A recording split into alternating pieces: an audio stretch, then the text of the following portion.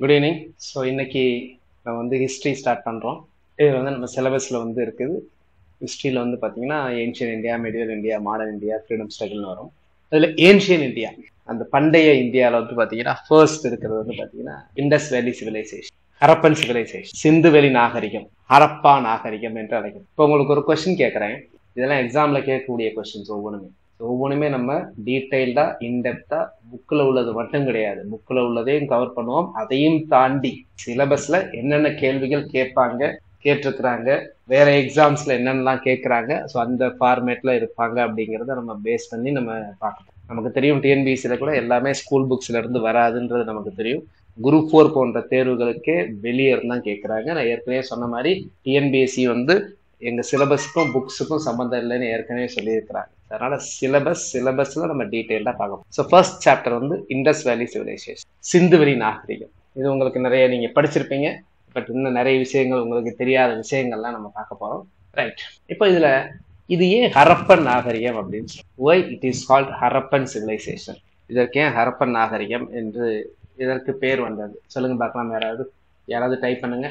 Suppose நீங்க யாராவது பேசணும் அப்படின்னு விருப்பப்பட்டாலும் நீங்க வந்து பேசலாம், சரிங்களா? எனக்கு வந்து டைப் பண்றதை விட பேசுறது நல்லா இருக்கு அப்படின்னா நீங்க வந்து 1 by 1 பேசலாம். அவங்க மட்டும்தான் மைக்கை வந்து அன்மியூட் பண்ணிட்டு நீங்க பேச வேண்டிய வரும். அப்படி பேச விருப்பப்படுறவங்க நீங்க மைக் அப்படின்னு டைப் பண்ணுறீங்களா, மற்றவங்க வந்து சேட் பாக்ஸ்லேயே நீங்க டைப் பண்ணுங்க. சேட் பாக்ஸை நான் பார்த்துட்டேன். Okay, right. why it is called Harappan civilisation, Harappan civilisation அப்படின்ற பெயர் எதனால் வந்தது? ஸோ கிளாஸ் வந்து இன்ட்ராக்டிவா இருக்கும். ஸோ நான் கொஸ்டின் கேட்பேன், நீங்க ஆன்சர் பண்ற மாதிரி இருக்கணும். இதற்கு ஏன் ஹரப்பன் சிவிலைசேஷன் அப்படின்ற பேர் வந்தது அப்படின்னா, வெரி குட், பேர் ஆன்சர் பண்ணியிருக்கீங்க. ஒருத்தர் நகரமைப்புன்னு சொல்லியிருக்கிறாரு, இன்னொருத்தர் வந்து ஃபர்ஸ்ட் ஃபவுண்டர் அப்படின்றாங்க. ஆமா, இந்த சிந்து சமவெளி நாகரிகம் அப்படிங்கிறதே வந்து ஒரு ஆக்சிடென்ட்ல தான் கண்டுபிடிச்சாங்க. நமக்கு தெரியும் பிரிட்டிஷார் பீரியட்ல தான் ரயில்வே கொண்டு வந்தாங்க. ஃபர்ஸ்ட் ரயில்வே எப்போ கொண்டாந்தாங்க அப்படிங்கிறது கேட்பாங்க, 1853. ஸோ அப்போ அந்த ரயில்வே எல்லாம் எக்ஸ்டெண்ட் பண்ணி தோண்டிட்டு இருக்கும்போது வந்து பார்த்தீங்கன்னா அந்த நார்த் வெஸ்ட் ஏரியாவில் தோண்டிக்கிட்டு இருக்கும்போது ஒரு பெரிய சிவிலைசேஷன் கிடைச்சிது. அப்படி தோண்டிக்கிட்டு இருக்கிறதுல கிடைச்ச சிவிலைசேஷன் பின்னாடி எல்லா சிட்டிஸையும் கண்டுபிடிச்சாங்க. அதில் ஃபர்ஸ்ட் கண்டுபிடிச்ச சிட்டி ஃபர்ஸ்ட், ஏன்னா இது வந்து ஒரு நகர நாகரிகம். This is urban civilisation. அதே ரொம்ப முக்கியம். இது வந்து கிராம நாகரிகமா அப்படின்னு கேட்பாங்க. கிராம நாகரிகம் கிடையாது, இது அர்பன் சிவிலைசேஷன். ஸோ அப்படி கண்டுபிடிக்கிறதுல முதல்ல கண்டுபிடிக்கப்பட்டது தான் என்னது அப்படின்னா ஹரப்பா. ஸோ அதனால தான் இதுக்கு பேர் ஹரப்பன் நாகரிகம்னு பேர். இண்டஸ் அப்படிங்கிற ரிவர் இருக்குல்ல, சிந்து ரிவர் அப்படிங்கிறது, அதை மையமா வச்சு நாகரிகம் வளர்ந்ததுனால இதை இண்டஸ் வேலி சிவிலைசேஷன் பொதுவாக அழைப்பாங்க. இப்போ ஹரப்பன் நமக்கு சொல்லியும், அந்த ஹரப்பன் சிவிலைசேஷன் முதலாக எப்ப கண்டுபிடிக்கப்பட்டது தெரியுமா? எப்போ வந்து ஹரப்பன் சிவிலைசேஷன் கண்டுபிடிக்கப்பட்டது சொல்லுங்க பார்க்கலாம். ஹரப்பன் சிவிலைசேஷன் ஃபர்ஸ்ட் எப்ப கண்டுபிடிக்கப்பட்டது? இந்த ஹரப்பன் சிவிலைசேஷன் அப்படிங்கிறது ஃபர்ஸ்ட் எப்ப கண்டுபிடிக்கப்பட்டது அப்படின்னா தயாராம் சாஹினி அவர்களால் 1921 ஆண்டு கண்டுபிடிக்கப்பட்டது. 1921 ஆண்டு முக்கியம். 1921 ஆண்டு வந்து கண்டுபிடிக்கப்பட்டது, சரிங்களா? அதெல்லாம் நம்ம பார்க்கலாம், நம்ம டீட்டெயில்டா பார்க்கலாம். அதுக்கு முன்னாடி வந்து பாத்தீங்கன்னா உலகத்துல என்னென்ன சிவிலைசேஷன்ஸ்லாம் இருக்கு, வாட் ஆர் த ஏன்ஷியன் சிவிலைசேஷன்கள் சொல்லக்கூடியது, ஓல்டஸ்ட் எது, பழமையான நாகரிகங்கள் அப்படின்னு. பழமையான நாகரிகங்கள் அப்படிங்கிற வரிசையில நீங்க பாத்தீங்க அப்படின்னா ஃபர்ஸ்ட் வந்து பாத்தீங்கன்னா மெசபடோமியன் சிவிலைசேஷன், மெசபடோமியன் நாகரிகம். மெசபடோமியன் நாகரிகம் தான் இப்போதைக்கு இருக்கிறதுல ஓல்டஸ்ட். இதை விட ஓல்டஸ்ட் வந்து நம்ம தமிழ்நாட்டில் இருப்பதற்கு நிறைய பாசிபிலிட்டி உண்டு, சரிங்களா? எஸ்பெஷலி பூம்புகார் அதெல்லாம் அகலாய்வு செஞ்சா இப்பயே நீங்க பாத்தீங்க அப்படின்னா நம்ம இரும்பின் காலம். இப்போ நார்த் இந்தியாவில் பார்த்தீங்கன்னா இரும்பு அப்படிங்கிறது இந்த ஹரப்பன் சிவிலைசேஷன் முடிவுல தான் வந்தது. கிட்டத்தட்ட 1500 பிசியில தான் வர ஆரம்பிச்சு. ஏன்னா வேதகால மக்கள் அப்பதான் வர்றாங்க அப்படின்னு நம்ம சொல்லிட்டு இருந்தாங்க.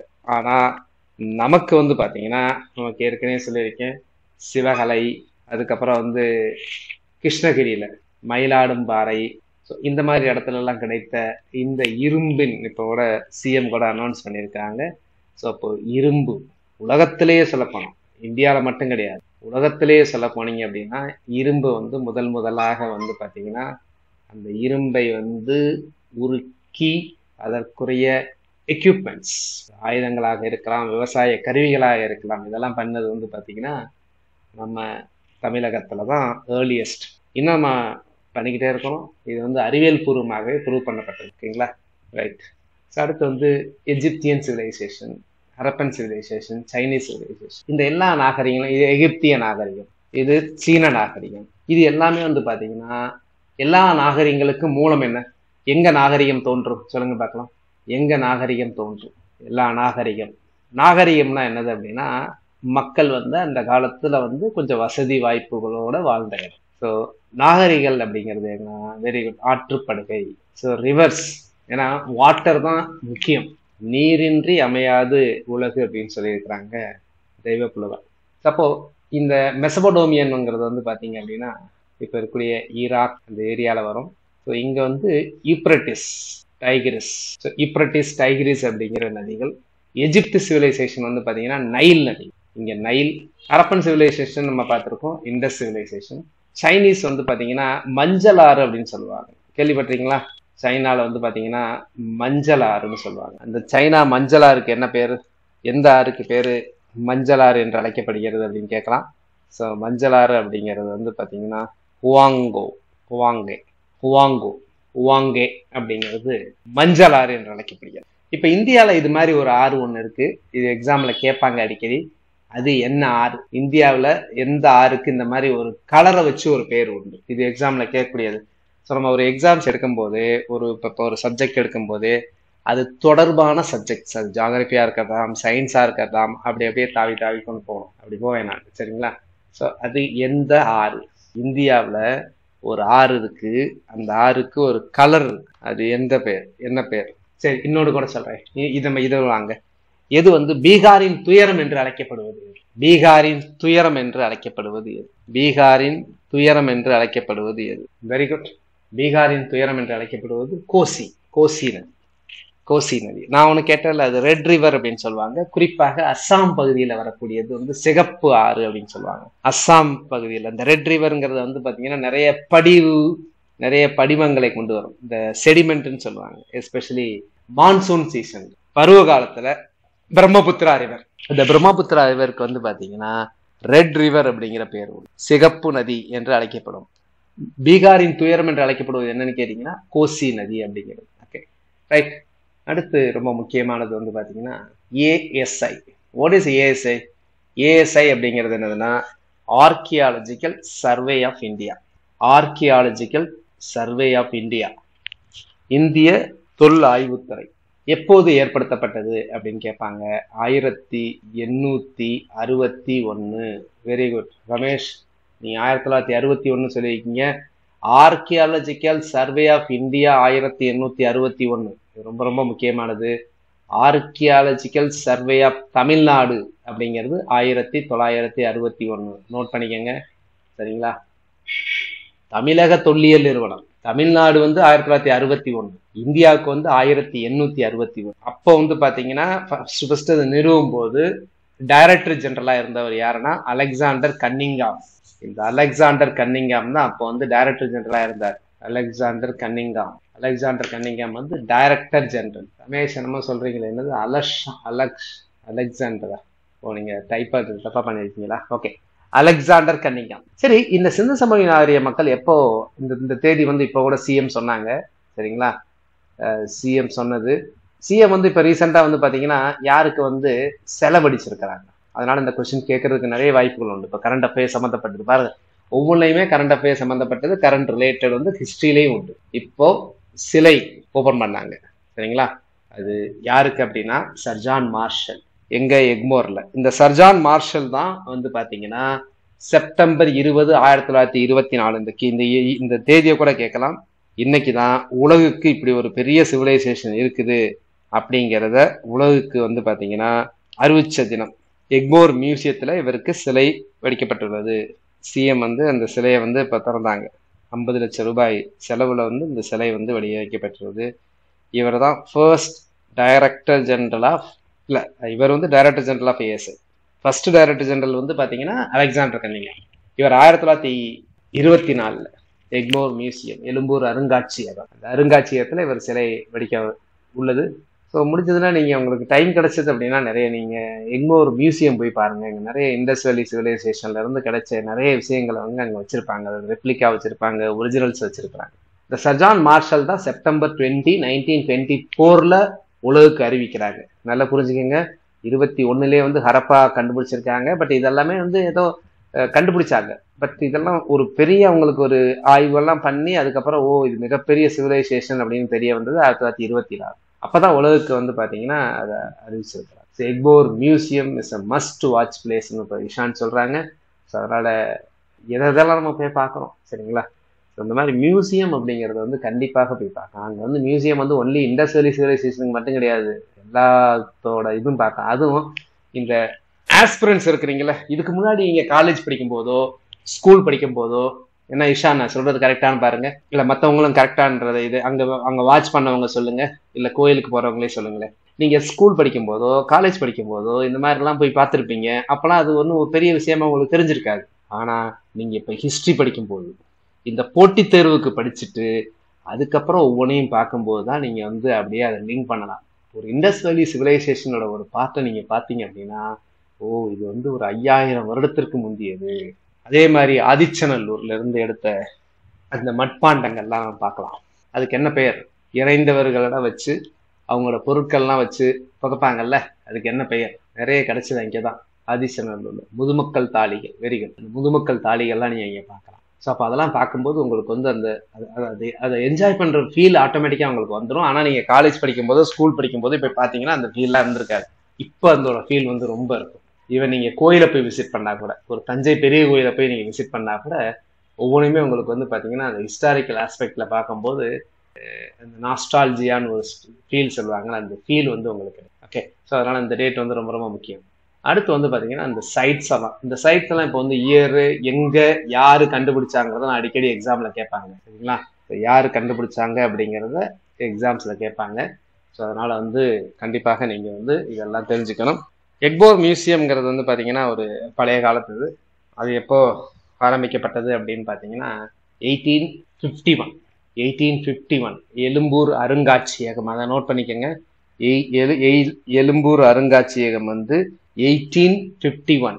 ஸோ எக்மோர் மியூசியம் 1851 எழும்பூர் அருங்காட்சியகம். அடுத்ததுல ஒவ்வொன்றும் நம்ம பார்க்கலாம். அது எந்த சிட்டி அப்படிங்கிறது உங்களை நான் கொடுக்கல, சிட்டியை நான் பின்னாடி எழுதுவேன், நீங்களே கூட அந்த ஈஸியாக கேட்கணும்னா. ஃபர்ஸ்ட் சிட்டி எது நீங்களே சொல்லுங்க பார்க்கலாம். இது எது ஃபர்ஸ்ட்? இந்த ரோ இது எது சம்மந்தப்பட்டது அப்படின்னா, இது வந்து ஹரப்பாவை கண்டுபிடிச்சது யார் அப்படின்னா 1921 தயாராம் சாஹினி. தமிழ்ல உள்ளவங்க எழுதிக்கங்க, தயாராம் சாஹினி. பேர் தானே, பேருங்கிறது தயாராம் சாஹினின்னு எழுதணும். தயாராம் சாஹினி. இது எந்த ரிவர்ல இருக்குன்றது ரொம்ப முக்கியம். ராவி ரிவர். இன்னொன்னு புரிஞ்சுங்க, முக்கியமான 2 சிட்டிங்கிறது இண்டஸ் வேலி சிவிலைசேஷன் இருக்கக்கூடியது வந்து பாத்தீங்கன்னா ஹரப்பா, இது வந்து மொஹஞ்சதாரோ. இது வந்து பாத்தீங்கன்னா மொஹஞ்சதாரோ, ஹரப்போ மொஹஞ்சதாரோ. இந்த மொஹஞ்சதாரோ இது ரெண்டுமே வந்து பாத்தீங்கன்னா எங்க இருக்கு அப்படின்னா பாகிஸ்தான்ல இருக்கு. ஹரப்பா அண்ட் மொஹஞ்சதாரோ எங்க இருக்கு அப்படின்னா பாகிஸ்தான்ல இருக்கு. ஹரப்பா ராவி ரிவர். மொஹஞ்சதாரோவை கண்டுபிடிச்சது யாரு அப்படின்னா ஆர்டி பானர்ஜி 1922. இது எந்த நதிக்கரையில இருக்கு அப்படின்னா இண்டஸ் நதிக்கரையில இருக்கு. பின்னாடி என்னென்ன கிடைச்சது அப்படிங்கிறத அப்புறம் பார்க்கலாம். வந்து இதை நம்ம பார்ப்போம், இது முக்கியம். இது எங்க இருக்குன்னா பஞ்சாப்ல இருக்கு, லர்கானா மாவட்டத்துல இருக்கு. அடுத்து ஏன்னா இதெல்லாம் முக்கியமானது கேட்கறாங்க. அடுத்து வந்து பாத்தீங்கன்னா ஸ்டெயின் 1929 கண்டுபிடிச்சாரு. ஸ்டெயின் இது என்னன்னு சொல்லுங்க பார்க்கலாம்.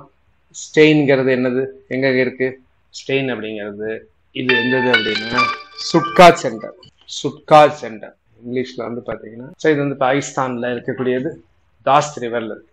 அடுத்து முக்கியமானது வந்து பாத்தீங்கன்னா மஜும்தார் கண்டுபிடிச்சது. இது வந்து பாத்தீங்கன்னா சாங்குதாரோ எங்க இருக்கு? சிந்து, இண்டஸ் ரிவர்ல சிந்துல இருக்கு. சாங்குதாரோ கண்டுபிடிச்சவர் யாருன்னா என்ஜி மஜும்தார். அந்த என்ஜி மஜும்தார் தான் அம்ரியும் கண்டுபிடிச்சாரு, அம்ரி. அடுத்து கோஸ் அப்படிங்கிறது வந்து பாத்தீங்கன்னா காளிபங்கன்.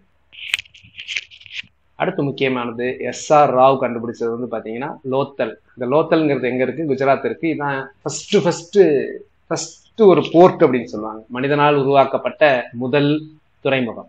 மனிதனால் உருவாக்கப்பட்ட முதல் துறைமுகம் டாக்யார்டு அப்படின்னு சொல்லுவாங்க. அது குஜராத்தில் இருக்கு. Very good.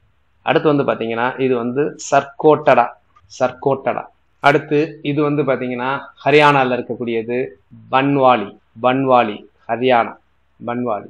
அடுத்து வந்து பாத்தீங்கன்னா தொலவீரா. இந்த தொலவீரால வந்து ரொம்ப முக்கியமா கேட்பாங்க. தொலவீரா அப்படின்னாலே வாட்டர் மேனேஜ்மெண்ட், நீர் மேலாண்மைக்கு ரொம்ப பெயர் போன சைட் எதுன்னு அடிக்கடி கேட்பாங்க எக்ஸாம்ல. நீர் மேலாண்மை அப்படின்னாலே இந்த தொலவீரா. இந்த தொலவீரா தான் ஃபர்ஸ்ட் இண்டஸ் சைட்ஸ். என்னது? World heritage side. யுனெஸ்கோ வந்து வேர்ல்டு ஹெரிட்டேஜ் சைட். தொலவீராவை தான் ஃபர்ஸ்ட் வந்து வேர்ல்டு ஹெரிட்டேஜ் சைட்டா இது பண்ணாங்க. யாரு? யுனெஸ்கோ. உலக பாரம்பரிய சின்னமாக அறிவிக்கப்பட்டது. உலக பாரம்பரிய சின்னம் எந்த வருஷம் தெரியுமா? இப்ப ரீசெண்டா தான். எப்போ கொண்டாந்தாங்க? இதுதான் first Harappan city, the first Indus Valley civilization in India to have received the World Heritage Site. மெயினா எதற்கு அப்படின்னா அதனுடைய வாட்டர் மேனேஜ்மெண்ட்டுக்கு தான். 1921. So this is very important. 2021. இப்போ ஜென்ரலா இதை பத்தி ஒரு ஓவர்வியூ சொல்லிட்டு அதுக்கப்புறம் நம்ம உள்ள டீட்டெயில்டா நான் சொல்றேன். ஓவர்வியூ அப்படின்னு சொல்லும் போது என்னது அப்படின்னா, ஹரப்பன் சிவிலைசேஷன் அப்படிங்கிறது ஒரு நகர நாகரிகம். இது வந்து ஒரு அர்பன் சிவிலைசேஷன். இங்க உள்ள மக்கள் வந்து பாத்தீங்கன்னா எல்லாமே வந்து ஸ்ட்ரீட்லாம் வந்து பாத்தீங்கன்னா ரொம்ப பக்காவா இருந்தது. அப்படின்னா cut at 90 degree grid pattern அப்படின்னு சொல்லுவாங்க. கிரிட் பேட்டர்ன் அப்படின்னா என்ன அர்த்தம் அப்படின்னா, இந்த மாதிரி இப்படி ஒரு ஸ்ட்ரீட் இருந்ததுன்னா இந்த மாதிரி நீங்க இந்த டவுன்ஷிப் எல்லாம் போனீங்கன்னா அப்படி கரெக்டா இருக்கும். இந்த மாதிரி பேட்டர்ன்ல நகரங்கள்லாம் இருந்தது. கிரிட் பேட்டர்ன் அப்படின்னு சொல்லுவாங்க. அது மாதிரி எல்லாமே வந்து பாத்தீங்கன்னா எல்லா இடத்துலயும் வந்து பாத்தீங்கன்னா யூஸ் பண்ண பிரிக், அந்த செங்கல் எல்லாம் பாத்தீங்கன்னா எல்லாம் ஒரே. அப்போ ஒரு பக்கா ஒரு மேனேஜ்மெண்ட் வந்து பக்காவா பண்ணியிருக்கிறாங்க. அவ்வளவு இடத்துக்கு வந்து பாத்தீங்கன்னா ஒரே ஆளுகைக்கு உட்பட்டதா இருந்திருக்கு. எல்லா இடத்துலயும் ஒரே மாதிரி பிரிக்ஸ் யூஸ் பண்ணியிருக்கிறாங்க. நிறைய சீல்ஸ் கிடைச்சது. சீல்ஸ் அப்படிங்கிறது, இந்த சீல்ஸ் தான் எதற்கு அப்படின்னா மெசபடோமியாவோட சீல்ஸ் எல்லாம் நிறைய கிடைச்சது. அந்த சீல்ஸ் வச்சுதான் அவங்க வாணிகம் பண்ணியிருக்கிறாங்க. ஸோ வர்த்தகம் பண்ணியிருக்கிறாங்க. இங்க மட்டும் கிடையாது, வெளிநாட்டுல வேற ஊர்ல எல்லாம் போய் கடல் கடந்து வந்து வாணிகம் பண்ணியிருக்கிறாங்க. எல்லா சிட்டிஸ்லயும் வந்து பாத்தீங்கன்னா பெரிய பெரிய குளங்கள் இருந்தது. அதுல மெயினா கிரேட் பாத் எங்க இருந்தது அப்படின்னு பாத்தீங்கன்னா, கிரேட் பாத் மெயினா இருந்தது வந்து பாத்தீங்கன்னா மொஹஞ்சதாரோ. பட் நிறைய இடத்துல வந்து பாத்தீங்கன்னா குளங்கள் வந்து இருக்கு. எல்லா சிட்டிஸும் ஒரே மாதிரி இருந்திருக்கு. அதுல பாத்தீங்கன்னா 2 பார்ட் இருக்கும். ஒன்று சிட்டாடல் அப்படின்னு சொல்லுவாங்க, அப்புறம் லோயர் டவுன் அப்படின்னு சொல்லுவாங்க. சிட்டாடல் அப்படிங்கிறது கொஞ்சம் உயர்ந்த பகுதி. அங்க வந்து பாத்தீங்கன்னா அபிஷியல்ஸ், அதிகாரிகள் இவங்கெல்லாம் இருந்திருக்கலாம். லோயர் டவுன் அப்படிங்கிறது காமன் பீப்புள், மக்கள், பொதுமக்கள் இருந்திருக்கலாம் அப்படின்னு சொல்றாங்க.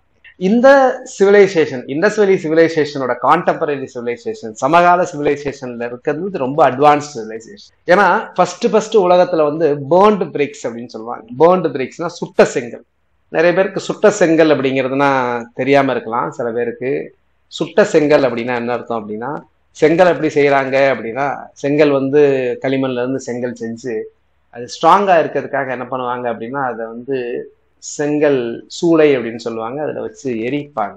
அப்படி எரிக்கும் போது இப்ப வெறுமன செங்கலை நீங்க வந்து களிமண்ல செஞ்ச செங்கல் அப்படியே சன்ல வந்து காய வச்சுட்டு திரும்ப வச்சீங்கன்னா மழை காலத்துல என்ன ஆயிரும்?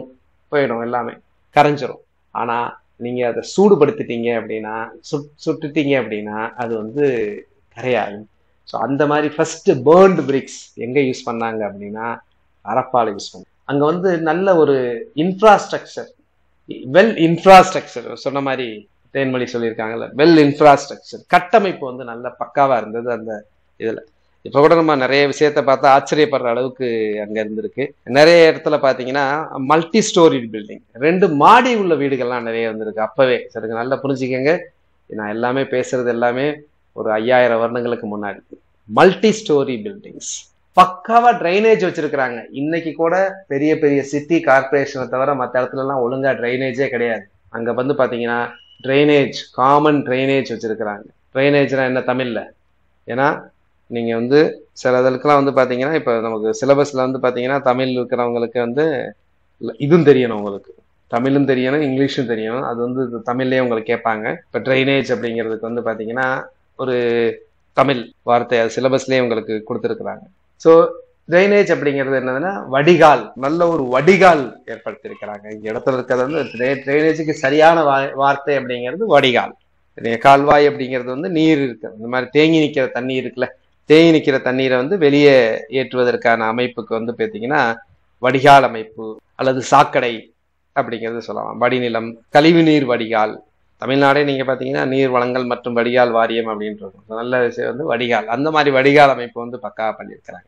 இந்த வேஸ்ட் வாட்டரை மேனேஜ் பண்றதுக்கு நல்ல வடிகால் அமைச்சு பண்ணிருக்காங்க, சாக்கடை நீர். அப்புறம் வெயிட்ஸ் அண்ட் மெஷர்ஸ் எல்லாம் எல்லா இடத்துலயும் ஒரே மாதிரி இருந்திருக்கு. எடைகள், அளவீடுகள், எடைக்கற்கள் இதெல்லாம் வந்து பாத்தீங்கன்னா 16 மடங்காக இருந்திருக்கு எல்லாமே. அதனால நோட் பண்ணிக்கோங்க, 16 மடங்காக. அப்புறம் நிறைய டாய்ஸ் யூஸ் பண்ணியிருக்கிறாங்க, பானைகள் யூஸ் பண்ணியிருக்கிறாங்க. டாய்ஸுங்கிறது விளையாட்டு பொருட்கள்லாம் யூஸ் பண்ணியிருக்கிறாங்க. அக்ரிகல்ச்சர் தான் அவங்களுக்கு முக்கியமானது. அக்ரிகல்ச்சர் தான், விவசாயம் தான் அவங்களுடைய முக்கிய தொழில், விவசாயம். ஸோ உலகத்திலேயே முதல்ல ஒரு பர்டிகுலர் இது வந்து இவங்க தான் பண்ணாங்க அப்படிங்கிறதுக்கு வந்து ஒரு இது சொல்றாங்க. அது என்ன அப்படின்னா காட்டன். நோட் பண்ணிக்கோங்க, உலகத்திலேயே முதலாக பருத்தியை பயிரிட்டது யாரு அப்படின்னா இங்கதான் சிந்து சமவெளி மக்கள் தான். பருத்தி உலகத்திலேயே முதல்ல வந்து பருத்தி. இந்த மக்களுக்கு தெரியாத விலங்கு என்ன, அடிக்கடி எக்ஸாம்ல கேட்பாங்க. தெரியாத விலங்கு அப்படிங்கிறது என்ன அப்படின்னா, பரிச்சயம் இல்லாத விலங்கு அப்படின்னா, எல்லா விலங்கும் இருந்தது, பரிச்சயம் இல்லாத விலங்கு அப்படிங்கிறது என்னதுன்னா ஹார்ஸ். குதிரை வந்து உங்களுக்கு பரிச்சயம் இல்லை, குதிரை வந்து உங்களுக்கு பரிச்சயமாக இல்லை. அதே மாதிரி எல்லா மெட்டல்ஸும் தெரியும். நான் சொன்ன மாதிரி நம்மளாம் அந்த சமயத்துல அதே சமகாலத்துல வந்து இங்க வந்து பாத்தீங்கன்னா we are advanced. Tamil Nadu advanced in metallurgy, especially iron, இரும்பு. ஆனா அந்த சமயத்துல அங்க இரும்பின் உபயோகம் தெரியவில்லை. அப்போ இரும்பின் உபயோகம் தெரியல, நம்ம இங்க அட்வான்ஸ்டா இருந்திருக்கோம் அப்படின்னா அவங்க கடல் கடந்தெல்லாம் நிறைய வாணிகம் பண்ணியிருக்கிறாங்க. தமிழ்நாடோட அந்த சமயத்துல தொடர்பு இல்லாமல் இருந்திருந்திருக்கலாம். ஸோ அதனாலதான் வந்து பாத்தீங்கன்னா ஒரு தெரியல, இரும்பின் உபயோகம் தெரியல. பின்னாடி வந்த வேதகால மக்கள் தான் அந்த இரும்பின் உபயோகம், அவங்க தான் இந்த வெப்பன்ஸ் எல்லாம் பயன்படுத்தினாங்க. இவங்க வெப்பன்ஸ் எல்லாம் பயன்படுத்தல, இவங்க வந்து ஒரு peace loving people, mostly business பீப்புளா இருக்கலாம் அப்படின்னு சொல்றாங்க. இன்னும் அந்த ஸ்கிரிப்ட் இருக்குல்ல, அவங்க எழுத்து முறைக்கு வந்து பாத்தீங்கன்னா அவங்க எழுத்துக்கு வந்து ஒரு பேர் இருக்கு, சித்திர எழுத்து முறை அப்படின்னு சொல்லுவாங்க. சித்திர எழுத்து முறை, அல்லது இன்னும் கரெக்டா சொல்றது அப்படின்னா அவங்க எழுத்துக்கு வந்து பாத்தீங்கன்னா என்ன பெயர், அவங்க எழுத்து முறையை வந்து பாத்தீங்கன்னா இதுதான் அவங்க எழுத்து முறை, பௌஸ்ட்ரா பீடான், சித்திர எழுத்து முறை. நம்ம எழுதுன மாதிரிதான், இடமிருந்து வளமாக எழுதினார்கள், இடமிருந்து வளம் அப்படிங்கிறது இடமிருந்து வளம், அதுக்கப்புறம் வளம் இருந்து இடம், இடமிருந்து வளம், வளம் இருந்து இடம். நம்ம மாதிரி நம்ம எப்பவுமே இடமிருந்து வளம். அரபெல்லாம் பாத்தீங்கன்னா வளம் இருந்து இடம் எழுதுவாங்க. பௌஸ்ட்ரா பீடான் எப்படி இருக்கும் அப்படின்னா இடமிருந்து வளம், அதுக்கப்புறம் வளம் இருந்து இடம், இந்த மாதிரி மாறி எழுதக்கூடிய சித்திர எழுத்து முறை பௌஸ்ட்ரா பீடான். சொல்றது அப்படின்னா பூஸ்ட்ரா அப்படின்னு சொல்லுவாங்க, ப்ரொனன்சியேஷன் பூஸ்ட்ரா பெடன். ஸோ இதான் அந்த எழுத்து முறைக்கு பேர். ஸோ அப்போ அந்த எழுத்து முறையை கண்டுபிடிக்கல. இந்த எழுத்தை கண்டுபிடிச்சால் இன்னைக்கு வரைக்கும் டெசிபர் பண்ண முடியல, அந்த எழுத்தை கண்டுபிடிக்க முடியல. அதனாலதான் சிஎம் வந்து அனௌன்ஸ் பண்ணியிருக்கிறாங்க. எவ்வளவு அனௌன்ஸ் பண்ணியிருக்கிறாங்க, இந்த ஸ்கிரிப்ட் வந்து டெசிபர் பண்ணா அதுக்கு பிரைஸ் கொடுக்குறேன்னு சொல்லியிருக்கிறாங்க. எவ்வளவு பிரைஸ் கொடுக்கறதா சிஎம் சொல்லியிருக்கிறாங்க அப்படின்னா $1 மில்லியன். வெரி குட், தேன்மொழி சொல்றாங்க 10 லட்சம். 1 மில்லியன்ங்கிறது 10 லட்சம், 10 லட்சம் அல்லது $1 மில்லியன்.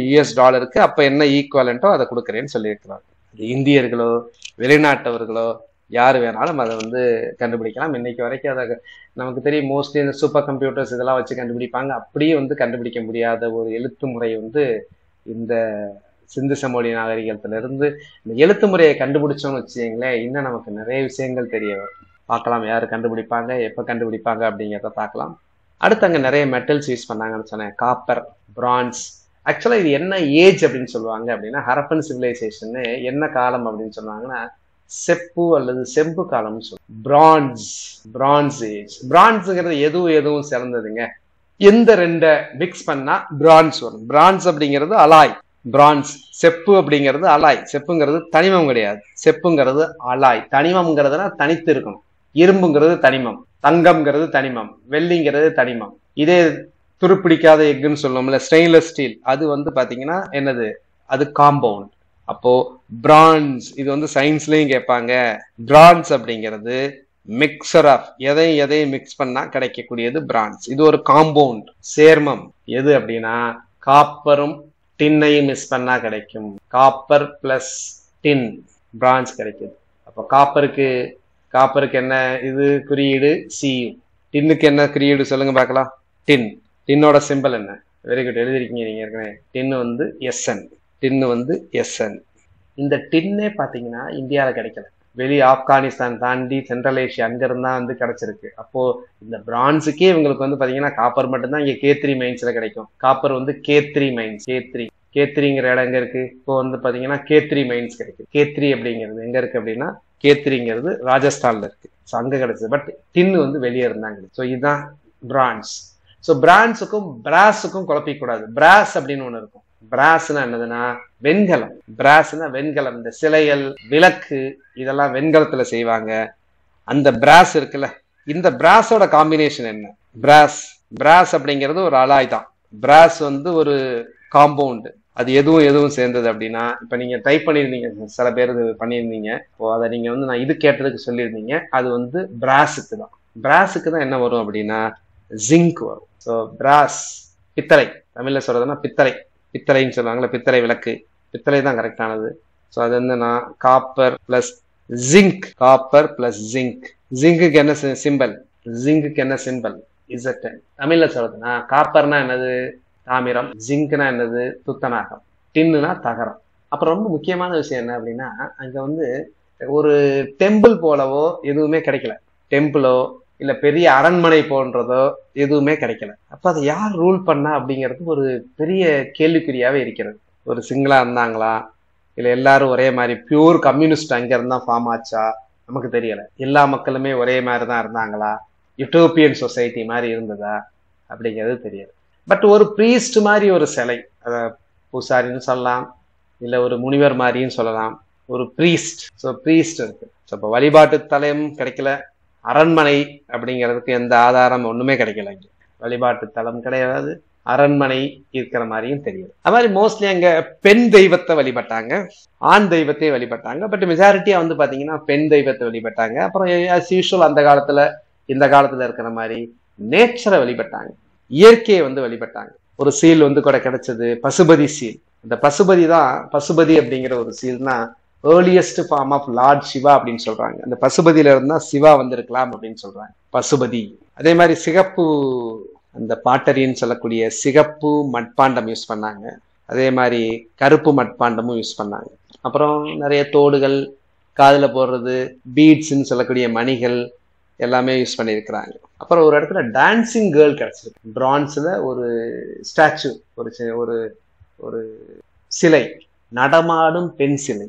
நடமாடும் பெண் சிலை வந்து எங்க கிடைச்சதுன்னு அடிக்கடி கேட்பாங்க. இந்த நடமாடும் பெண் சிலை வந்து 4000 வருஷத்துக்கு மேல உள்ளது. எங்கன்னா மொகஞ்சதாரோல கிடைச்சது. அதே மாதிரி நீங்க சொன்னீங்களா பிரீஸ்ட் கிங், அது பிரீஸ்டா இருக்கலாம், கிங்கா இருக்கலாம், யாருன்னு தெரியல. அவரு மொகஞ்சதாரோல கிடைச்சது. அப்புறம் இறந்தவர்களை வந்து பாத்தீங்கன்னா இந்த மரத்துல வச்சு, சிமெட்ரின்னு சொல்லுவாங்கல்ல, ஸோ மரத்துல வச்சு அதுக்குள்ளதான் வச்சு வந்து துவைச்சிருக்கிறாங்க. ஸோ இதெல்லாம் வந்து சில பேசிக்கான விஷயங்கள் உங்களுக்கு இண்டஸ் வேலி சிவிலைசேஷனை பொறுத்த வரைக்கும். பட் நிறைய குரூப்ஸ் அங்க இருந்திருக்கிறாங்க, நல்ல படித்தவர்கள் இருந்திருக்கிறாங்க, ஆர்டிசான்ஸ் சொல்லக்கூடிய கைவிளைஞர்கள் இருந்திருக்கிறாங்க, ட்ரேடர்ஸ் இருந்திருக்கிறாங்க, பிசினஸ் பீப்புள் இருந்திருக்காங்க, வாரியார்ஸ் இருந்திருந்திருக்கலாம், சோல்ஜர்ஸ் மாதிரி இருந்திருந்திருக்கலாம். பட் நிறைய வெப்பன்ஸ் எல்லாம் நமக்கு இங்க வந்து ரொம்ப கிடைக்கல. அது மாதிரி டெரக்கோட்டா அப்படிங்கிறது நிறைய கிடைச்சிருக்கு. டெரக்கோட்டானா ஒண்ணும் கிடையாது, களிமண்ல செஞ்சு சுட்டு வச்சிருப்பாங்க, டெரக்கோட்டா. ஸோ அந்த டெரக்கோட்டால இருக்கக்கூடிய படங்களை வச்சுட்டு நம்ம பார்க்கும்போது அவங்களோட ட்ரெஸ்ஸிங் ஸ்டைல்லாம் நமக்கு கொஞ்சம் தெரிய வருகிறது. ஸ்பின்னிங் பண்ணியிருக்கிறாங்க, வீவிங் பண்ணியிருக்கிறாங்க, கைத்தறியில நெய்திருக்கிறார்கள். நான் சொன்னேன்ல, ஃபர்ஸ்ட் காட்டன் வந்து உலகத்திலே முதல்ல பயிரிட்டது யார் அப்படின்னா சிந்து சமவெளி மக்கள். இப்போ ரொம்ப முக்கியமான விஷயங்கள் அதில் பார்க்கலாம். ஸோ இதுல ரொம்ப முக்கியமானதை மட்டும் நான் சொல்றேன், சரிங்களா? ஸோ இங்க வந்து பாத்தீங்கன்னா ஹரப்பால கிடைச்சது ரொம்ப முக்கியமானது என்ன அப்படின்னா கிரானரிஸை கேட்பாங்க. கிரானரிஸ் வந்து ரொம்ப ரொம்ப முக்கியமானது கேட்பாங்க. கிரானரினா என்னது அப்படின்னா களஞ்சியம், தானிய களஞ்சியம். தமிழ்ல வந்து இதுக்கு பேரு தானிய களஞ்சியம். தானியங்களை வந்து நம்ம சொல்லுவோம்ல, ஒரு பழமொழி சொல்லுவோம், நீங்க கேள்விப்பட்டிருக்கீங்கன்னு தெரியல, எங்க அப்பன் குதிருக்குள்ள இல்லைன்னு சொல்லுவாரு. எனக்கு சொந்த ஒரு ராமநாதபுரம் மதுரை அங்கெல்லாம் வந்து சுத்தி பாத்தீங்கன்னா குதிர் அப்படின்னு சொல்லுவாங்க. உங்க இடத்துல எப்படி சொல்லுவாங்க அப்படிங்கறத நீங்க டைப் பண்ணுங்க, சொல்லுங்க. குதிர் அப்படின்னா குதிர்னு சொல்லுவாங்க. இங்க குதிர்னா எங்க அப்பன் குதிரைக்குள்ள இல்லை. எங்க அப்பன் குதிரைக்குள்ள இல்லைன்னு அர்த்தம் அப்படின்னா, இப்போ ஒருத்தர் தேடி வராருன்னு வச்சுக்கங்களேன், உங்களை தேடி வராரு, அவர் வர்றவருக்கு நீங்க எங்க இருக்குன்னு தெரியக்கூடாது. அப்ப என்ன பண்ணுவீங்கன்னா பையன்கிட்ட சொல்றீங்க, நான் அந்த குதிருக்குள்ள உட்காந்துக்கிறேன். குதிருங்கிறது 6 அடி 8 அடி இருக்கும், 10 அடி இருக்கும், குதிருக்குள்ள உட்காந்துருக்கேன், நீ இல்லைன்னு சொல்லிடு அப்படின்னு சொன்னான். உடனே அந்த பையன் யாராவது அவங்க ஃப்ரெண்டு வந்தோன்னே கேட்பாரு, உங்க அப்பா எங்கடா அப்படின்னு கேட்டா, எங்க அப்பா குதிருக்குள்ள இல்லை அப்படின்னு. அந்த மாதிரி குதிர் அப்படின்னா பூங்கன குதிர் அப்படிங்கிற சொல்ற பழக்கம் தான் உண்டு. குதிர்னா இந்த மாதிரி நெல்களை எல்லாம் விளையிற நெல்கள் எல்லாம் வந்து பாத்தீங்கன்னா ஒரு வருஷம் விளையும்ல, அதெல்லாம் பத்திரமா வச்சிருக்கணும்ல, எலிகள் அதற்கு இருந்து காப்பாற்றணும்ல. அதனால ஒரு மண்ணாலான ஒரு பெரிய இதா இருக்கும் குதிர். அந்த குதிரை தான் வந்து வைப்பாங்க. ஸோ குதிர் ராமநாதபுரம் மதுரை சைடுல குதிர் அப்படின்னு சொல்லுவாங்க. அதனால அது பழமொழியே வந்திருக்கு. இந்த சைடு இருந்து மதுரையில இருந்தான சங்கம் எழுத்துறதுனால சொல்லுவாங்க. அதற்கு பேர் வந்து நெல்லை சேமிப்பதற்கு வந்து பாத்தீங்கன்னா குதிர் அப்படின்னு தான் எல்லா இடத்துலையும் சொல்லுவாங்க. உங்க ஏரியால எப்படி சொல்லுவாங்க அப்படின்னு. மதுரையெல்லாம் குதிர் தான். உளுக்கையெல்லாம் நான் கேள்விப்பட்டதே இல்லை. இங்க மதுரை ஏரியா, ராமநாதபுரம் ஏரியா, சவுத்துல எல்லாம் அதுக்கு பேர் அப்படின்னா குதிர். குளுக்கைன்னு சொல்லலாம். நான் கேள்விப்பட்டதில்லை. ஃபர்ஸ்ட்டுங்கிற அந்த வார்த்தை குளுக்கைங்கிற வார்த்தையை நான் இப்பதான் கேள்விப்படுறேன். ஏன்னா நான் சவுத்துல இருந்ததுனால எனக்கு தெரிஞ்சிருந்தா சில விஷயங்கள்லாம் தெரியாது. இருக்கிறவங்களுக்கே சில விஷயங்கள் சொல்றீங்க பாருங்க, குதிருங்கிறது. இப்போ சில விஷயங்கள் சொல்றேன் உங்களுக்கு, தமிழ்ல தான், தமிழ் வார்த்தை தான், வட்டார வழக்கு தான், நிறைய பேருக்கு தெரியாது. இப்போ நான் சொல்ற ஒரு வார்த்தை வந்து யாருக்கு தெரிஞ்சவங்க வந்து நீங்க டைப் பண்ணுங்க, தெரியாதவங்க ஒன்று விட்டுருங்க. வெஞ்சனம்ங்கிற வார்த்தை யாருக்கு தெரியும்? இது ராமநாதபுரம் மதுரை சவுத்துல உள்ளவங்களுக்கு வெஞ்சனம் அப்படிங்கிறது தெரியும். மற்றவங்களுக்கு வெஞ்சனங்கிற வார்த்தை எஸ்பெஷலி வெளியில இருக்கிறவங்களுக்கு தெரியாது. சவுத்துல இருக்கிறவங்களுக்கோ சாரி நார்த்ல இருக்கிறவங்களுக்கு தெரியாம இருக்கலாம். ஈவன் இப்ப நான் வந்து சென்னையில பேசும்போது வந்து பாத்தீங்கன்னா, நான் பேசும்போது இங்கிட்டு அங்கிட்டு அப்படின்பா.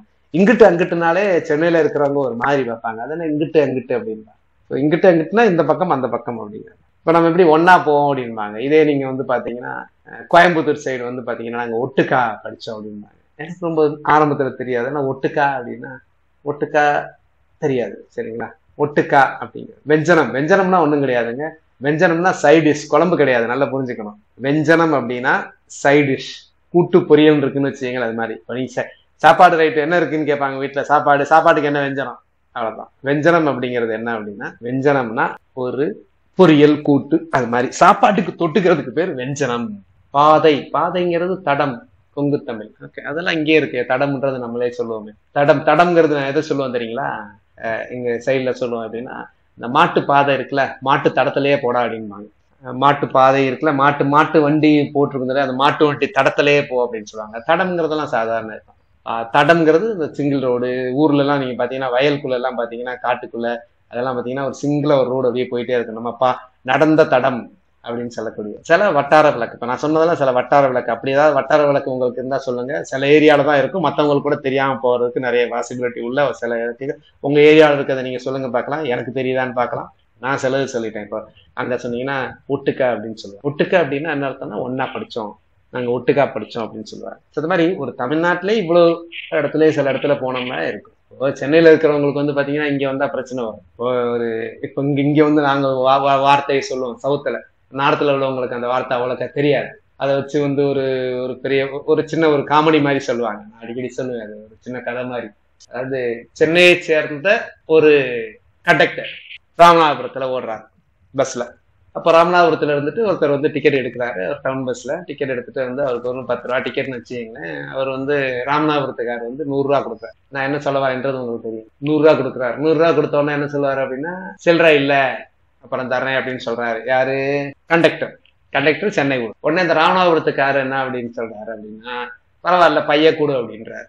சொல்றது சில பேருக்கு புரிஞ்சிருக்கும். பரவாயில்ல பைய கூடு அப்படின்றாரு. உடனே அவருக்கு கொஞ்சம் கடுப்பாயிட்டாரு. திரும்பவும் சொல்றாரு, இப்ப இல்லப்பா நான் பின்னாடி தரேன் அப்புறம் தரேன் அப்படின்னு இருக்காரு.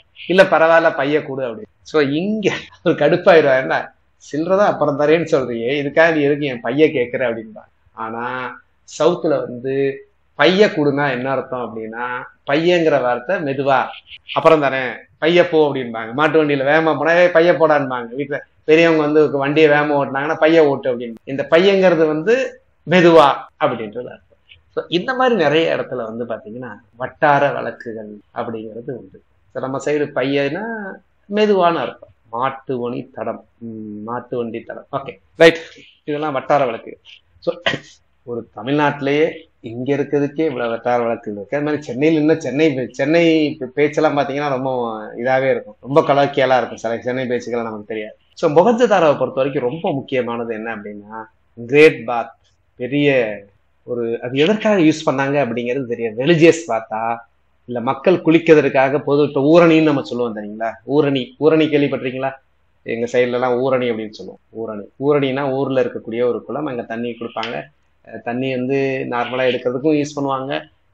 தண்ணியும் எடுப்பாங்க, அது குளிக்கவும் செய்வாங்க. ஊரணி. கிரானரிங்கிறது இங்க இருக்கு. இங்க இதுல மோகஞ்சதாரோல வந்து இங்க அதிக கிரானரி களஞ்சியங்கள் உள்ளது வந்து பாத்தீங்கன்னா ஹரப்பா.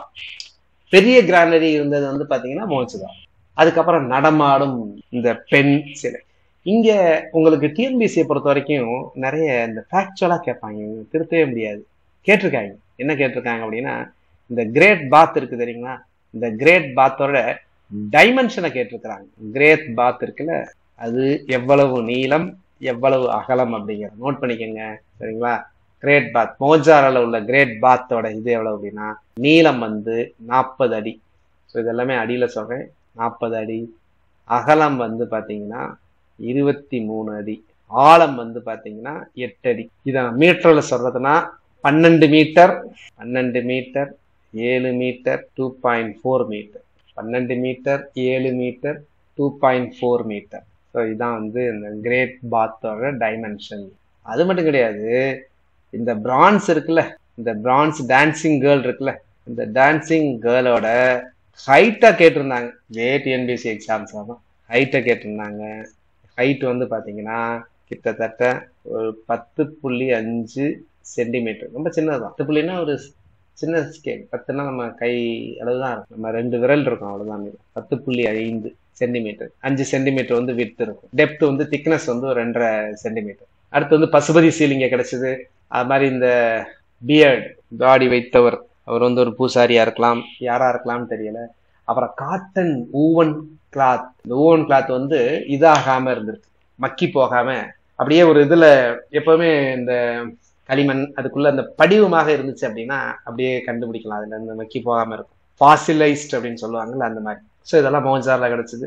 அடுத்து வந்து பாத்தீங்கன்னா சுட்கா சென்டர். அது ரொம்ப முக்கியம் இல்லை, அதிகமாக கேட்கறது வந்து பாத்தீங்கன்னா இது சாங்குதாரால வந்து பாத்தீங்கன்னா ஒரு டாக் வந்து, ஒரு நாய் ஒரு பூனையை துரத்தியது கிடைச்சது. அப்புறம் பீட் மேக்கர் ஷாப் கிடைச்சது. இந்த மணி இருக்குல்ல, பீட் மேக்கர், மாலை, முத்து மாலை, மணி மாலை, இந்த மணி மாலையை செய்யக்கூடிய ஒரு கடை, அது கிடைச்சது. அடுத்து எக்ஸாம்பிள் ரொம்ப முக்கியமானது கேட்கறது இந்த இது வந்து ரொம்ப முக்கியமானது, ஃபயர் ஆல்டர். ஃபயர் ஆல்டர்னா என்ன அப்படின்னா, இந்த பலிபீடம் எங்க அப்படின்னா காளிபங்கன் தான். காளி அப்படின்னா கருப்பு அப்படின்னு அர்த்தம். காளியா கருப்பு, கலியுகம் கருப்பு அப்படிங்கிறது வந்து ஒரு அந்த காலத்துல இருந்தே கருப்பு அப்படிங்கிறது ஒரு அபசகுன மாதிரியாக சொல்லப்பட்ட ஒரு விஷயம்.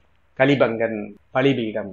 அது ஏன் அபசகுனமாக சொல்லியிருப்பாங்க அப்படின்னா, அது ஓரளவு மக்களுக்கு வந்து வேணும்னே அந்த கலரை சொல்லதில்லை. ஒரு இடத்துல ஒரு தீ பிடிச்சி எரிஞ்சது அப்படின்னா கடைசியில வந்து பாத்தீங்கன்னா எல்லாம் கரியா போயிடும். ஒண்ணுக்கு இல்லாம அதெல்லாம் கரியாயிடும். அந்த கருப்புல இருந்து அப்படி சொல்லியிருக்கு. அடுத்து கேமல், ஒட்டகத்தோட எலும்பு கிடைச்சது. உடன் பிளவ், இது ரொம்ப முக்கியம், கேட்பாங்க. உடன் பிளவ். பிளவுனா என்னது? பிளவுனா நிறைய பேர் நீங்க பாத்திருக்க மாட்டீங்க. பிளவ் யாரெல்லாம் பார்த்திருக்கீங்க கை தூக்குங்க பார்க்கலாம். பிளவுனா ஒன்றும் கிடையாது, ஏர். நேரடியா பார்த்தவங்க கை தூக்குங்க. நேரடியா பார்த்துருக்கணும். படத்துல பார்த்தது அதெல்லாம் பார்க்க கூடாது, நேரடியா நான் பார்த்திருக்கேன். பிளவ் அப்படின்னா என்னதுன்னா ஏர் உழுவாங்க தெரியுங்களா?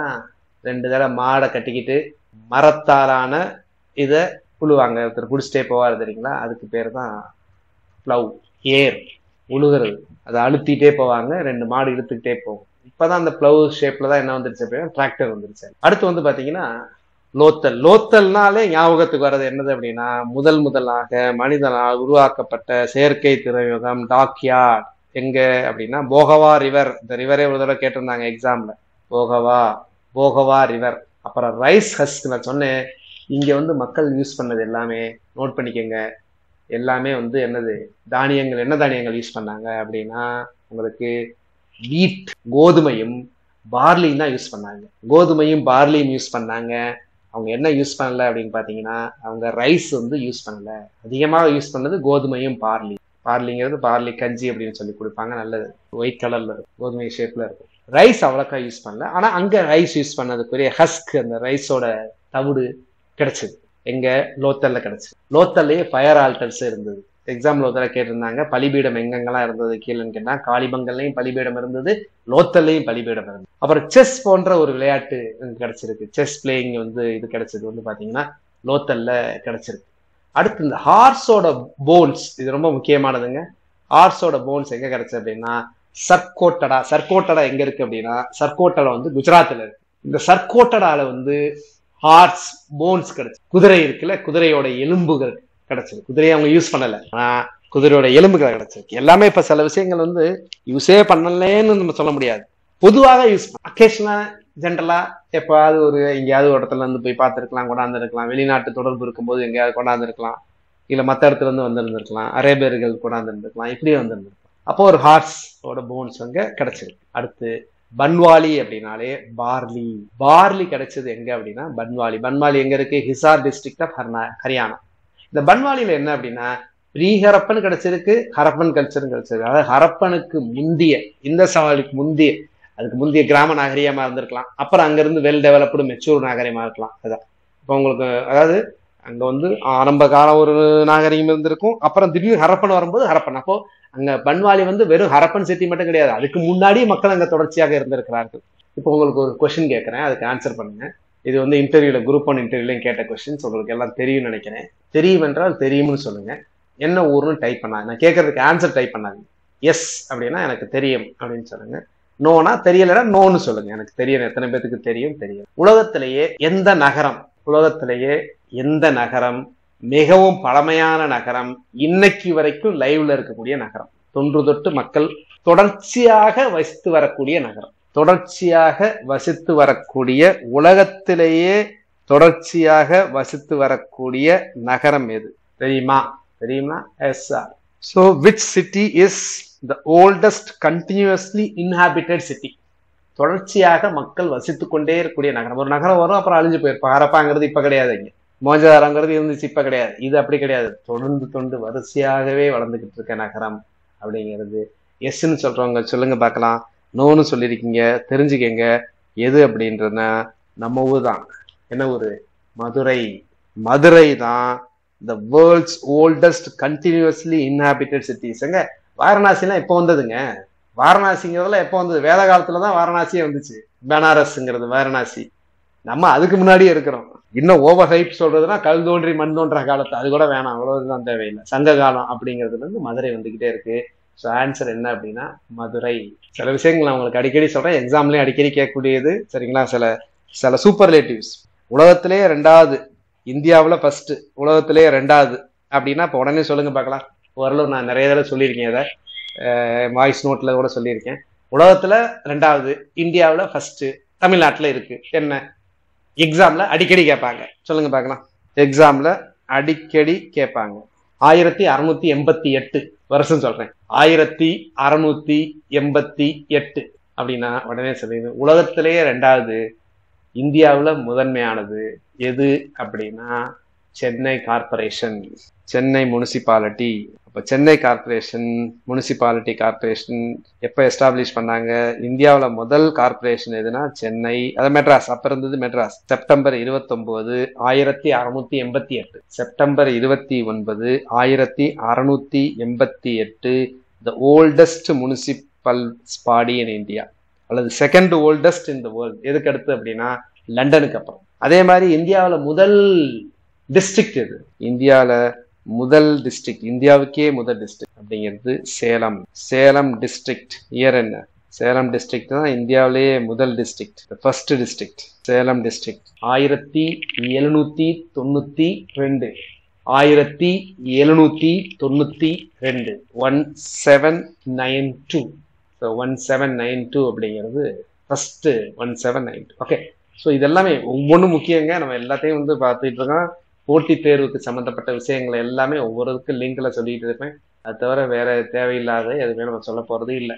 அதனால இதுலயும் நீங்க இருந்து நான் சொல்றதுலயும் ஏதாவது நீங்க வந்து இன்னும் அன்னப்பறவை மாதிரி இன்னும் கொஞ்சம் கட் பண்ணலாமா நினைக்காதீங்க. இதுதான், இதை கூட கட் பண்ண முடியாது. அடுத்து தொலைவீரா. தொலைவீரா அப்படின்னாலே வாட்டர் ஹார்னஸிங்.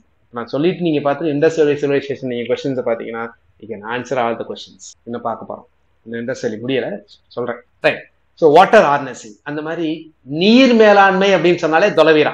தொலைவீரா அப்படிங்கிறது நீர் மேலாண்மை. அதே மாதிரி ஏற்கனவே சொல்லியிருக்கேன், 2021 வந்து பாத்தீங்கன்னா உலக பாரம்பரிய சின்னத்துல வந்து சிந்து சமவெளி நாகரிகத்துல ஃபர்ஸ்ட் சைட் வந்து உலக பாரம்பரிய சின்னமா அறிவிச்சது வந்து பாத்தீங்கன்னா இதுதான். உங்களுக்கு ஸ்கிரீன்ல தெரியுதுல பாருங்க, இதான் வந்து இண்டஸ் வேலி சிவிலைசேஷனோட நடனமாடும் அந்த பெண் சிலை. ஸ்டாச்சு. அதே மாதிரி இவர் வந்து பார்த்தீங்கன்னா கொஞ்சம் கை உடஞ்சிருக்க மாதிரி இருக்கும். இவர் யாரு அப்படின்னா இவர் தான் அந்த சாமியார்னு சொல்லுவாங்கல்ல, பிரீஸ்ட் கிங் அப்படின்னு சொல்லலாம். ஸோ இதெல்லாமே நான் உங்களுக்கு ஸ்க்ரீனில் தெரியுது, எல்லாமே நான் உங்களுக்கு ஏற்கனவே சொல்லியிருக்கிறேன். ஸோ உலகின் மிக பழமையான நகரங்களில் ஒன்று, ரொம்ப முக்கியமானது மட்டும் சொல்கிறேன். இப்போ இங்கே ஒரு படம் காமிக்கிறேன். இது எந்த நகரம்னு உங்களால் சொல்ல முடியுமா? இப்போ இதை குவிஸ் ப்ரோக்ராம் அந்த மாதிரில கேட்கலாம். இந்த படத்தை வச்சு சொல்ல முடியுமா? நான் குழு வேணா தரேன். இது கொஞ்சம் ரீசெண்டாக தான் கண்டுபிடிச்சாங்க. ஆரம்பத்தில் வந்து பார்த்தீங்க அப்படின்னா சில வருடங்களுக்கு முன்னாடி சிந்து சமவெளி நாகரிகத்திலே மிகப்பெரிய நகரம் அப்படிங்கிறது மொஹஞ்சதாரோ அப்படின்னு சொன்னாங்க. மிகப்பெரிய நகரம் மொஹஞ்சதாரோன்னு சொன்னாங்க. இப்போ அது கிடையாது. இப்போ நீங்க பார்த்துக்கிட்டு இருக்கீங்கல்ல, இந்த நகரம் தான். இது என்ன நகரம்? இந்த ஸ்கிரீன்ல தெரியிற நகரம் என்ன நகரம்? ஆன்சர் பண்ணுங்க பார்க்கலாம். ஸோ இந்த நகரம் தெரியலனா கூட நான் கேட்ட கேள்விக்கு சொல்லணும். கேட்ட கேள்விங்கிறது ரொம்ப முக்கியமான கேள்வி. சிந்து சமவெளி நகரங்களில் மிகப்பெரிய நகரம் எது? Which is the largest Indus valley site? Indus valley city as of now. Largest Indus valley site. குழு வேணா தரேன். அது எங்க இருக்கு அப்படின்னா ஹரியானாவில் இருக்கு, இந்தியாவில் தான் இருக்கு. அது என்ன அப்படின்னா ராக்கி ஹார்கி. RAKHIGARI. ராக்கி. ராக்கி பாய் சொல்லுவாங்கல்ல, ராக்கி கார்கி. ஞாபகம் வச்சுங்க, ராக்கி பாய் பெரியாள். அந்த ராக்கி கார்கி தான் சிந்து சமவெளி நாகரிகத்துல மிக பெரிய நகரம். கிட்டத்தட்ட 350 ஹெக்டேர். 350 ஹெக்டேர் அளவுக்கு இருக்கு. ஒரு ஹெக்டேருங்கிறது எவ்வளவு? இப்ப ஆப்டிடியூடு கேட்டிருக்காங்க இந்த கொஸ்டின்ஸ். ஒரு ஹெக்டேருங்கிறது என்னது அப்படின்னா 10,000 மீட்டர் ஸ்கொயர். ஒரு ஹெக்டேருங்கிறது 10,000 மீட்டர் ஸ்கொயர். நோட் பண்ணிக்கோங்க, வெரி இம்பார்ட்டன்ட். அப்போ ஒரு ஹெக்டேர் எப்படி இருக்கும் அப்படின்னா, ஒரு ஹெக்டேர் வந்து ஒரு சதுரமா இருக்குன்னு வச்சுக்கோங்க. ஒரு சதுரமான வயல் இருந்ததுன்னா அந்த சதுர வயலத்தோட 4 பக்கமும் 100 மீட்டர் 100 மீட்டர் இருக்கும். அப்ப இந்த பக்கம் ஒரு 100 மீட்டர், அப்புறம் ஒரு 100 மீட்டர். நீங்க நடக்கிறீங்க, நேரா 100 மீட்டர் போறீங்க. அப்ப ரைட் எடுத்து 100 மீட்டர், அப்புறம் ரைட் எடுத்து 100 மீட்டர், அப்புறம் ரைட் எடுத்து 100 மீட்டர் வந்த இடத்துக்கே வந்துட்டீங்கன்னா இது சதுரமா வயல் இருக்கும். இப்ப நீங்க கவர் பண்ண டிஸ்டன்ஸ் ஏரியா இருக்குல்ல, இது ஒரு ஹெக்டேர். ஒரு ஹெக்டேர் அப்படிங்கிறது 2.5 ஏக்கருக்கு சமம். ஒரு ஹெக்டேருங்கிறது 2.5 ஏக்கருக்கு சமம். வெரி குட் தேன்மொழி, தெரிஞ்சுக்கணும். 2.5 ஏக்கருக்கு சமம். தேன்மொழி, ஆர் யூ ஒர்க் பண்றீங்களா? 2.5 ஏக்கர் கரெக்ட் தானே சார்னு கேட்கிறாங்க. கரெக்ட். ஒரு ஹெக்டேருங்கிறது 2.5 ஏக்கர். ஒரு ஏக்கருங்கிறது எத்தனை சென்ட் அப்படின்னா, ஒரு ஏக்கருங்கிறது 100 சென்ட்டுக்கு சமம். 100 சென்ட்டுக்கு சமம். வீட்டு மனையெல்லாம் சென்ட்டுன்னு சொல்லுவாங்க. இப்போ நீங்க சென்னையில எல்லாம் பாத்தீங்கன்னா ஒரு கிரவுண்டுன்னு சொல்லுவாங்க. ஒரு கிரவுண்ட் அப்படின்னா 5.5 சென்ட்னு சொல்லுவாங்க. ஒரு கிரவுண்டுங்கிறது 5.5 சென்ட். ஒரு சென்ட்னா எவ்வளவு? ஒரு ஒரு ஒரு ஒரு நார்மலா ஒரு இருக்கிறதுக்கு, ஒரு வீடு கட்டுறதுக்கு ஒரு 2 சென்டாவது இருக்கணும். சின்னதா சொல்றேன். ஒரு சென்ட்ல கூட வீடு கட்டுவாங்க. கட்டிங்கன்னா என்னது? ஒரு சென்ட்டுங்கிறது என்னது? 435 சதுர அடி. ஒரு சென்ட்டுங்கிறது 435 சதுர அடி. சதுர அடி நார்மலா அந்த இதெல்லாம் வீட்டுல எல்லாம் அடியில தான் சொல்லுவாங்க. நீங்க போத்தீங்கன்னா தெரியும். ஒரு வீடு வாடகைக்கு போறீங்கன்னா கூட எவ்வளவு ஸ்கொயர் ஃபீட் வீடு அப்படின்னு கேட்பாங்க. 10க்கு 10.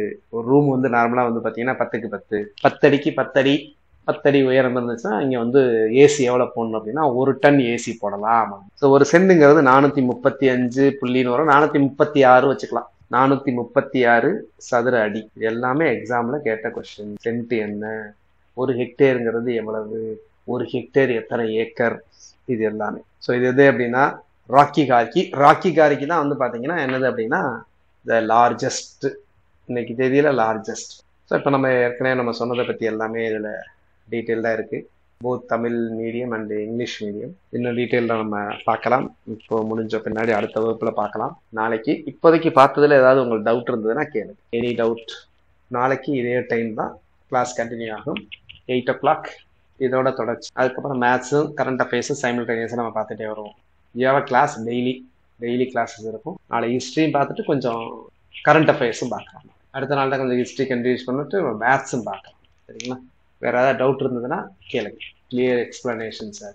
ஹிஸ்ட்ரி அப்படிங்கிறது நீங்க ஒரு ஹிஸ்ட்ரியை வந்து நம்ம ஐயோ இது அப்படின்ற மாதிரி தெரியாம, ஐயோ செத்த பாம்பு அப்படின்ற மாதிரி ஹிஸ்ட்ரியை படிச்சு என்ன பிரயோஜனம் இருக்கக்கூடாது. ஹிஸ்ட்ரிங்கிறது தான் என்னதுன்னா நம்ம ஒரு ப்ரெசென்ட்ல ஒழுங்கா வாழ்றதுக்கு வாஸ்ட். ஆனா ஹிஸ்டரியில இருந்து என்ன நம்ம கத்துக்கலைங்கிறது தெரியுது அப்படின்னா, nobody learned anything from the history. ஏற்கனவே இதே மாதிரி நடந்திருக்கும், அதே தப்ப தான் திரும்பவும் பண்ணியிருப்பான். நம்ம வாழ்க்கையில பாத்தீங்களா, நிறைய அதே மாதிரி தான் தப்ப திரும்ப பண்ணுவோம். எக்ஸாம்ல பாத்தீங்களா, போன எக்ஸாம்ல ஒரு தப்பு பண்ணிருப்பீங்க, திரும்ப அதே தப்ப திரும்ப திரும்ப தொடர்ச்சியா பண்ணிட்டு இருக்கு. நான் ஒரு எக்ஸாம்பிள் சொல்லவா, என்ன தொடர்ச்சியா நீங்க தப்பு பண்றீங்க அப்படிங்கிறதுக்கு?